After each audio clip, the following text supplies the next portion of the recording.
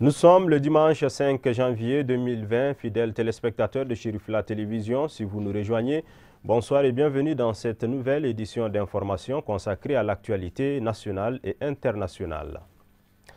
Le Conseil des anciens volontaires et stagiaires de l'APEJ a animé une conférence de presse hier samedi 4 janvier 2020 au Carrefour des Jeunes de Bamako. L'objectif est de dire à la non-suppression de la taxe emploi jeune.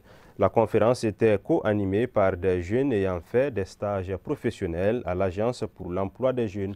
C'est un compte-rendu de Abdul Karim Sako, Ibrahim Koulibaly. Le chômage et le sous-emploi de façon générale constituent la menace la plus grave sur le processus de développement du Mali. C'est en ces termes que la présente conférence qui se tient contre la suppression de la taxe emploi jeune a été introduite par l'un des conférenciers, en l'occurrence Ousmane Traoré. Le président de la République a dédié le quinquennat en cours à la jeunesse. Or, le chômage et le sous-emploi de façon générale et celui des jeunes qualifiés et des femmes de façon particulière constituent de nos jours la menace la plus grave sur le processus du développement du Mali et le tarissement des groupes terroristes qui recrutent au sein de la population pauvre et désœuvrée. On estime aujourd'hui à 300 000 jeunes qui arrivent sur le marché de l'emploi, contre près de 200 000 qui expriment un besoin de formation professionnelle. Dans le secteur rural, cette masse de la population est du reste exposée aux entreprises d'activités parallèles comme le terrorisme. Selon les anciens volontaires et stagiaires de l'APEJ, la suppression de la dite taxe emploi devrait causer le chômage de nombre de jeunes en quête d'emploi. Autre point évoqué lors de cette conférence est la réduction importante au fil des ans du budget alloué à l'APEJ. En 2015, l'APEJ avait un budget de 12 milliards 506 471 089 francs CFA. En 2016, l'APEJ avait un budget de 11 milliards 777 194 692 francs CFA. En 2017, l'APEJ avait 10 milliards 219 878 540 francs CFA. En 2018, l'APEJ a 12 milliards 30 392 718 francs CFA. En 2019, l'APEJ devait avoir 13 milliards 157 779 206 francs. Au finish, l'APEJ se retrouve avec 4 milliards de francs CFA. En 2020, on prévoit encore de donner à l'APEJ, notre structure, 3 milliards 135 79 000 dans le projet de la loi des finances. Vous voyez, mesdames et messieurs les journalistes, avec tous ces milliards que nous avons prononcés, et que de 12 milliards, de 13 milliards, de 10 milliards, que l'APEJ se retrouve aujourd'hui avec 3 milliards. Aidez-nous à véhiculer ce message, car la jeunesse souffre. Le Conseil des anciens volontaires et stagiaires de l'APEJ a exprimé toute sa solidarité à ses frères jeunes demandeurs d'emploi par cette conférence et entend aller jusqu'au bout de la lutte contre la suppression de la taxe emploi jeune. La cour de l'école fondamentale de Tomikorobougou a servi de cadre pour le lancement officiel du projet classe numérique en commune 3 du district de Bamako. C'est une initiative de la dite commune en collaboration avec l'Institut africain de management. C'est un commentaire de Kafouné Batili. Ce projet pilote intitulé « Donation des écoles publiques de la commune 3 d'une classe numérique » vise à apporter des solutions au déficit de la maîtrise de l'information et de faire du numérique un formidable outil permettant d'accélérer le temps d'apprentissage des élèves à travers des objectifs spécifiques, notamment offrir à chaque école un espace numérique répondant aux besoins des maîtres et des élèves, faciliter les recherches documentaires et donner un accès rapide à des données. Initié par la mairie de la commune 3 en collaboration avec l'Institut africain de management, le projet sera réalisé au niveau de l'ensemble des écoles publiques de la commune 3 qui compte environ près de 80 écoles et plus de 30 000 élèves. Une école se doit d'accompagner non seulement avec la qualité d'une pédagogie qui répond aux normes et aux standards internationaux, mais aussi nous devons être dans une dynamique d'anticipation. Alors, pour parler de la classe numérique, qu'est-ce que c'est qu'une classe numérique? Alors, au jour d'aujourd'hui, nous ne pouvons pas faire fi de la technologie. Mais donc, la dynamique sera alors comment combiner la pédagogie avec le numérique. C'est pas, vous vous rendez compte que dans notre quotidien, c'est très difficile pour nous tous de dire qu'on peut s'en passer. Ça commence à nous manquer lorsque quand même on a des difficultés où notre ordinateur ou notre téléphone tombe en panne. C'est là où on s'est dit que sa présence est importante. Tout le monde, avec ses compétences, nous allons leur donner une nouvelle façon de faire les choses. L'erreur au niveau de cet enseignement, elle sera admise parce qu'elle sera automatiquement corrigée avec l'outil informatique et ça va réconforter à plus d'un titre aussi les apprenants dans cette dynamique. La commune 3 est une grande famille et aujourd'hui nous sommes en famille pour parler d'éducation des enfants. L'éducation des enfants, si c'est une priorité pour le pays, comme le représentant du directeur de l'IAM vient de le souligner, c'est une priorité aussi de l'équipe municipale que je dirige. Une équipe composée de jeunes dynamiques, comme au sein de l'IAM. À ce niveau également, il y a des jeunes dynamiques, beaucoup de jeunes dynamiques. C'est ce qui nous a conduit à ce partenariat stratégique. Et avec l'accompagnement de la population de la commune 3, en tête les chefs de quartier, les femmes, les jeunes, le personnel, c'est avec le concours de tout ce beau monde que nous avons pu obtenir ce résultat. Mesdames et messieurs, je suis donc très heureuse de vous remercier, vous qui avez pris de votre temps pour honorer par votre présence à ce lancement dont j'ai l'insigne honneur et le plaisir de présider. À noter que la phase 1 pilote du projet sera financée entièrement par le budget de la mairie de la commune 3 et la phase 2 sera l'objet d'une levée de fonds auprès des partenaires techniques et financiers. Le lancement a pris fin par une visite dans une classe numérique. La célébration du 3e anniversaire de l'association des ressortissants de Konyokari, section Mali, a eu lieu ce dimanche 5 janvier 2020 à Sirakoro, Meguetana. L'occasion pour les membres et sympathisants de se pencher sur les réalisations qui ont été faites dans différents domaines ayant trait au développement de Konyokari, un coût estimé à plus de 3 millions de francs CFA. C'est un compte-rendu de Mamadou Ben Chérif Soumano et Baba Keïta. Créée pour le développement de Konyakari, l'association Endam Djombougou, de sa création à nos jours, intervient dans les domaines de l'éducation, la santé et l'environnement, entre autres. Ce 3e anniversaire est l'occasion pour les membres et sympathisants de se rencontrer pour échanger sur les acquis et faire des projections. Oui, l'association Endam Djombougou, c'est une association qui a été créée en 1989 par 11 villages qui songer au développement de leur localité et également des difficultés qu'ils avaient au niveau de la ville qui étaient un peu loin de leur localité et leur population. Pendant l'hivernage, ils avaient des problèmes, comment avoir les actes de naissance de leurs enfants, les actes de mariage. Donc pour ne pas avoir des enfants sans papier, sans acte de naissance ou un mariage sans papier, donc ils ont fait une fédération pour qu'ils puissent s'unir, s'organiser, construisant un état civil qui va servir ces 11 villages. L'idée est partie comme ça, mais cette union a été éphémère. Donc il y a eu dislocation de cette association de ces villages-là qui sont partis d'eux-mêmes. Donc Konyakari est resté avec ce nom-là. Voilà Endam Djombougou.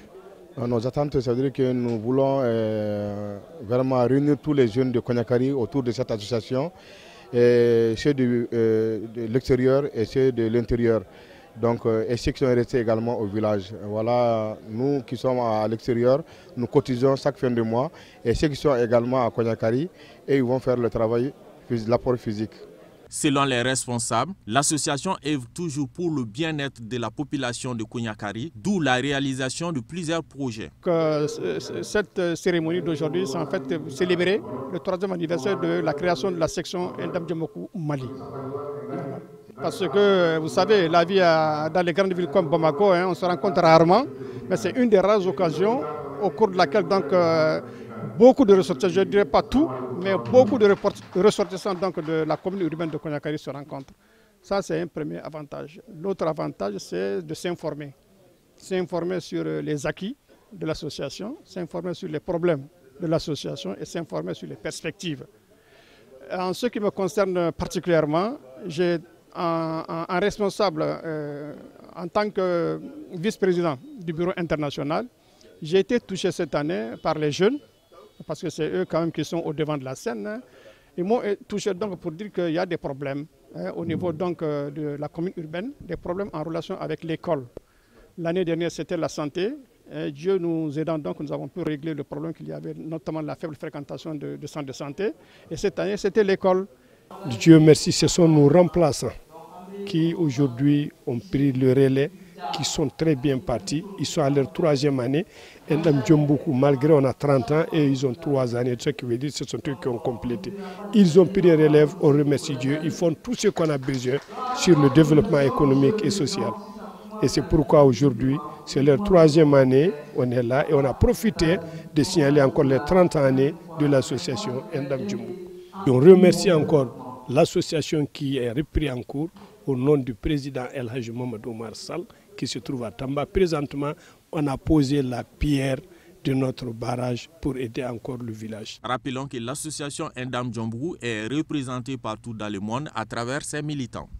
Il est question également de sécurité dans ce journal. Le directeur général adjoint de la police nationale, le contrôleur général de police Moussa Boubacar Mariko, soucieux de la sécurité des populations, a décidé de passer le réveillon du Nouvel An à Kourémalé la nuit du mercredi 31 décembre 2019.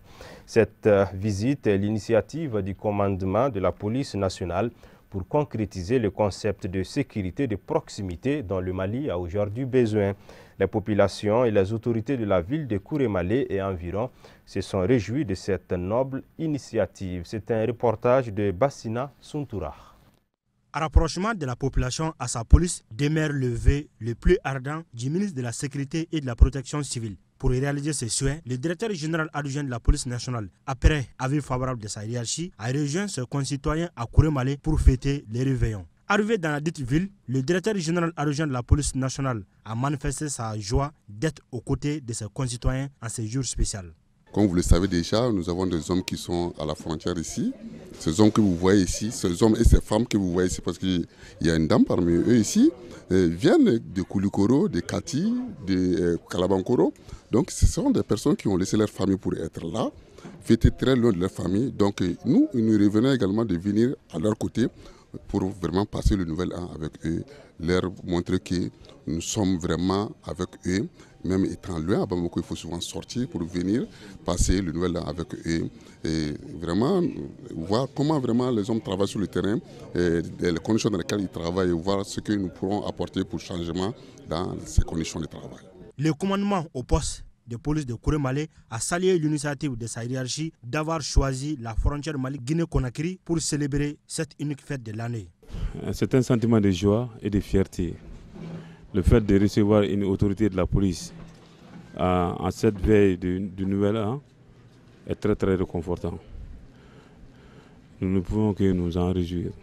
Vraiment, nous souhaiterons que de telles choses arrivent tout le temps parce que c'est un moyen de réconfort pour les élèves.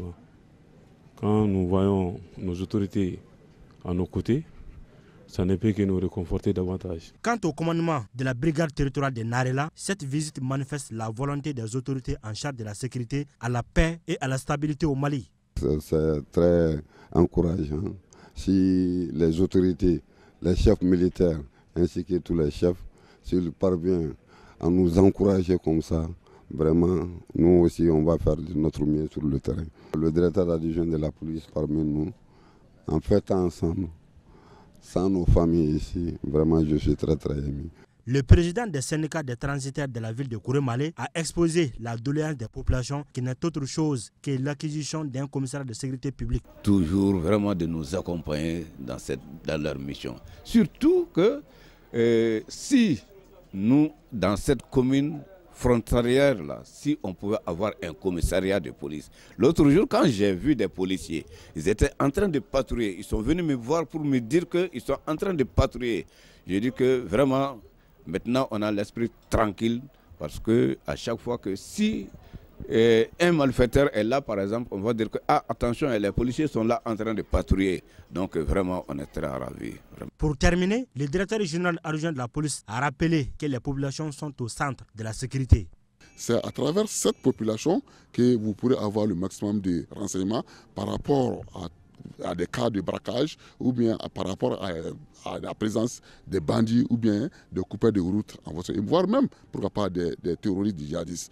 Donc je vous encourage à développer vraiment ces activités avec la société civile, les associations de jeunesse, et c'est en cela qu'on pourra relever le défi.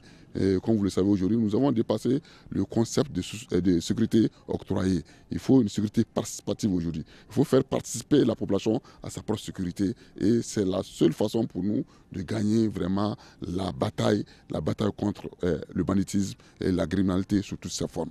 Il n'y a pas de développement sans paix et la sécurité est au centre de la paix. La direction d'information et des relations publiques de l'armée DIRPA a animé un point de presse le vendredi afin d'édifier l'opinion nationale sur une affaire d'affrètement d'un aéronef de transport militaire par un tiers. Au cours de la rencontre, le chef d'état-major de l'armée de l'air, le général de brigade Daouda Dambélé, a porté à la connaissance des hommes de médias que l'affrètement n'était ni une location ni non plus un service gratuit, précisant que tout citoyen malien peut y bénéficier. Je vous propose de l'écouter au micro de notre reporter Abdul Karim Sako. Il y a quelques jours, il y a eu sur les réseaux sociaux un message qui a passé. Et après ce passage de message, il y a eu un emballement qui s'en est suivi. Nous pensons qu'au niveau de l'armée de l'air, c'est quelque chose qui peut fortement nous distraire de notre mission régalienne de tous les jours. Il s'agit d'une mission que nous avons effectuée avec loyauté, une mission que nous faisons tous les jours, une mission que nous faisons régulièrement depuis des années au profit de la population malienne. Donc la question qui reste posée, comme il l'a dit, dans quel contexte nous avons eu à faire cette mission? Est-ce qu'il y a une certaine légalité dans l'exécution ou bien quand même dans la mission que nous avons effectuée? Et comment ça s'est passé? L'affrètement, de quoi il s'agit? Pour nous parlons à l'armée de l'air d'affrètement dès l'instant où un aéronef de transport militaire quitte un point A pour un point B pour une mission autre que la mission du ministère de la Défense et des anciens combattants. C'est extrêmement important. Dès l'instant où l'avion quitte un aéroport pour un autre aéroport pour une mission qui est différente d'une mission donnée par le ministère de la Défense et des anciens combattants, nous considérons que nous sommes déjà en affrètement. Il s'agit d'effectuer ce service au profit d'institutions, d'organismes, de privés, si nécessaire, si possible, dans les conditions qui sont les suivantes.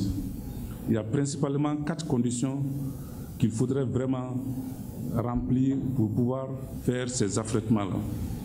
La première condition, c'est l'état opérationnel de l'aéronef. L'aéronef doit être en bon état. La deuxième condition, c'est la disponibilité de l'aéronef.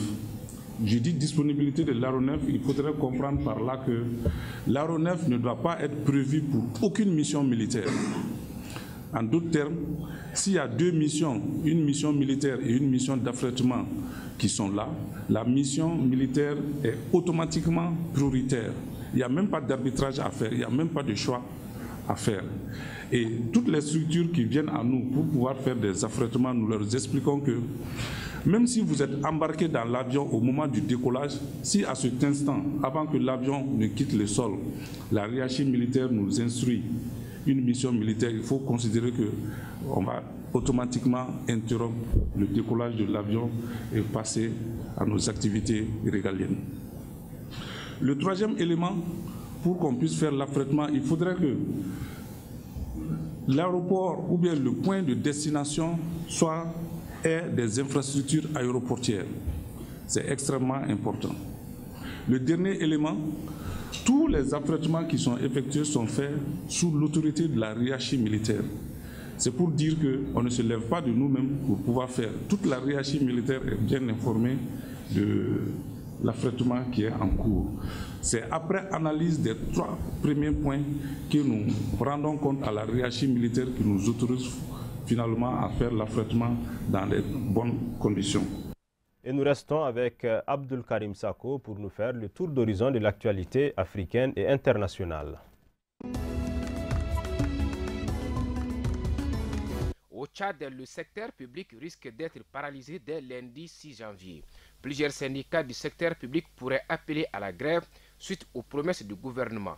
En effet, le gouvernement a promis que les primes et indemnités coupées depuis 2016 seront restaurées cette année, mais il propose une restauration partielle alors que les travailleurs demandent que tout ce qui a été coupé soit rétabli. Les travailleurs refusent catégoriquement et appellent à un débrayage dès lundi matin. Les négociateurs ont été rappelés à la présidence où le gouvernement a proposé d'augmenter le taux des indemnités et primes qui seront restaurées. Une offre que les travailleurs apprécieront lundi au cours d'une assemblée générale. Les Comores voteront pour le premier tour des élections législatives le 19 janvier prochain. Les différents partis de la mouvance présidentielle sont largement représentés alors que l'opposition boycotte les scrutins. Les candidats indépendants font office d'outsiders, mais à mi-parcours de cette campagne électorale, l'ambiance reste moins affirmée qu'à l'accoutumée sur l'ensemble du territoire. Pas de chants en boucle dans les rues, pas de bataille de couleurs représentant les partis, ni même guerre de meetings. Pour se démarquer de la mouvance présidentielle, les indépendants ont misé sur une campagne de proximité. Le champ politique national est fortement divisé. Il y a des dissensions internes tant au niveau du pouvoir que de ce que l'on a l'habitude de désigner par opposition. Des miliciens du groupe islamiste somalien des Shebab ont lancé dimanche matin une attaque contre une base militaire opérée par des forces américaines et kenyanes à Lamu, près de la frontière somalienne. Cette attaque menée sur la base connue sous le nom de Camp Simba est la dernière en date des Shebab au Kenya depuis que Nairobi a envoyé des troupes en Somalie en 2011 pour combattre le groupe affilié à Al-Qaïda. Le porte-parole de l'armée kenyane a déclaré dans un communiqué qu'il y a eu une tentative à 5h30 pour briser la sécurité sur la piste aérienne de Manda. La région de Lamu, située près de la frontière somalienne, est touchée par des opérations menées par les Shebab, avec des attaques fréquentes menées le long de la frontière ciblant notamment les forces de sécurité avec des bombes placées en bordure des routes. Le nouveau président bissau-guinéen Umaru Sissoko Embalo a entamé sa première tournée officielle par Dakar, Brazzaville et Abuja pour remercier ceux qui l'ont soutenu pendant sa course pour le Palais Rose. Je n'ai pas beaucoup d'amis sur le continent, mais ceux que j'ai sont de très bons amis, aime à dire le président nouvellement élu de Guinée-Bissau. Première étape à Dakar, les relations entre le président sénégalais et celui qu'il appelle affectueusement mon frère datent de 1998. Umaru Sissoko Embalo, ayant fui la guerre civile dans son pays, a été accueilli pendant 9 ans par la famille de Macky Sall. Je me sentais comme chez moi dans sa famille. Quand il a été élu président en 2009, il m'a dit « Je souhaiterais qu'un jour je sois président aussi chez moi ». 10 ans après, j'ai été élu. Il est donc mon marabout, a expliqué Umaru Sissoko Embalo. Les relations entre le Sénégal et la Guinée-Bissau, c'est d'abord l'amitié et la fraternité, a écrit sur son compte Twitter Umaru Sissoko Embalo. Au moins 28 personnes ont été tuées samedi soir lors d'un raid aérien contre une école militaire de Tripoli. C'est ce qu'a rapporté tard dans la soirée un porte-parole du ministère de la Santé du gouvernement d'Union nationale. Le raid aérien a ciblé une école militaire dans un quartier sud de la capitale libyenne. Un quartier sous contrôle du gouvernement d'Union nationale de Fayez el-Sarraj. Le gouvernement d'Union nationale accuse les forces du maréchal Haftar d'avoir mené cette frappe. Les forces pro-Haftar, elles, n'ont pas revendiqué le raid pour le moment. La banlieue sud de Tripoli est le théâtre de violents combats depuis avril, début de l'offensive du maréchal Khalifa Haftar pour s'emparer de la capitale où siège le gouvernement d'Union nationale reconnu par l'ONU. au Burkina Faso, 7 élèves figurent parmi les 14 personnes tuées samedi dans l'explosion d'un car dans le nord-ouest du Burkina Faso, selon un bilan provisoire annoncé par le gouvernement dans un communiqué publié dans la nuit de dimanche. 3 cars transportant 160 passagers sont partis de la localité de Théoni pour rejoindre la ville de Tunga samedi matin. L'un des cars a sauté sur un engin explosif improvisé, selon les communiqués signés du ministre de la Communication et porte-parole du gouvernement. Le bilan provisoire fait état de 14 morts, parmi lesquels 7 élèves et 4 femmes.